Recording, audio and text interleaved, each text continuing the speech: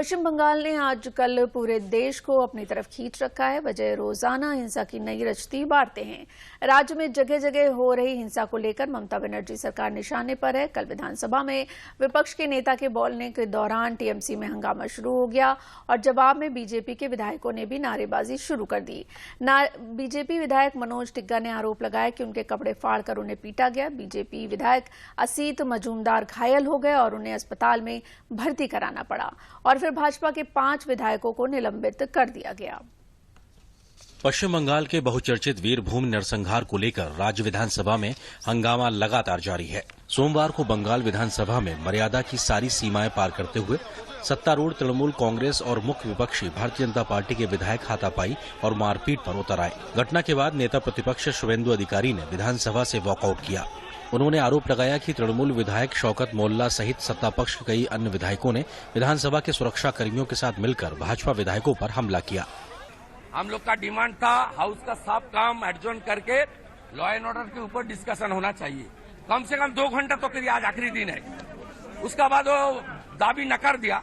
उसका बाद हम लोग का जो 60-65 एमएलए आज आया था, एक साथ शाउटिंग डेमोक्रेटिक वे से हम लोग का अधिकार है, लेकिन कुछ सिविल ड्रेस में पुलिस ये लोग लाया। कलकत्ता पुलिस का आदमी, पुलिस का सिविल ड्रेस का आदमी है, सिक्योरिटी आदमी, वो पहले शुरू किया। दरअसल सोमवार सुबह के समय विधानसभा का सत्र शुरू होते ही विपक्षी भाजपा विधायकों ने नारेबाजी और हंगामा शुरू कर दिया।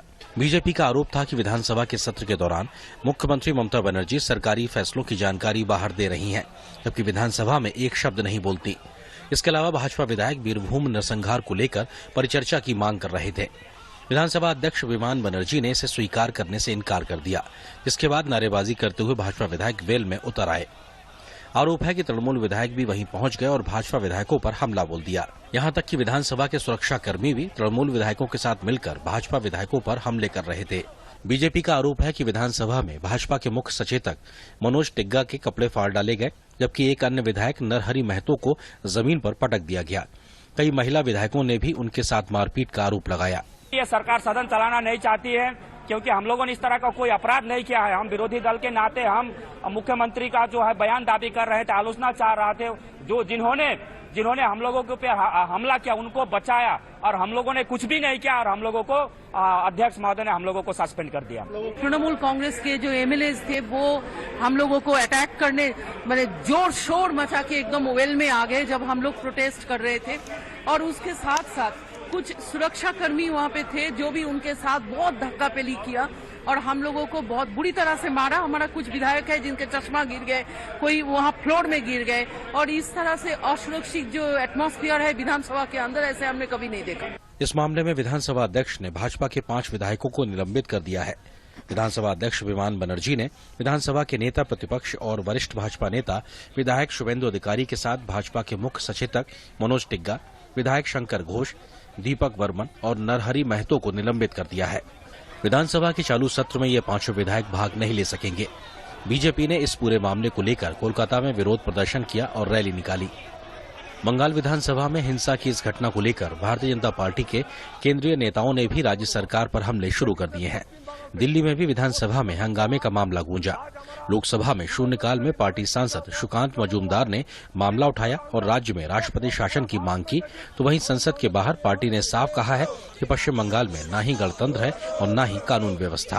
पश्चिम बंगाल में पूरा कोई शासन तंत्र नहीं है, कोई सरकार नहीं है, सिर्फ विधानसभा का अध्यक्ष ने बोला है उसको मारो। ये भारत का निर्लज का राज्य हो गया।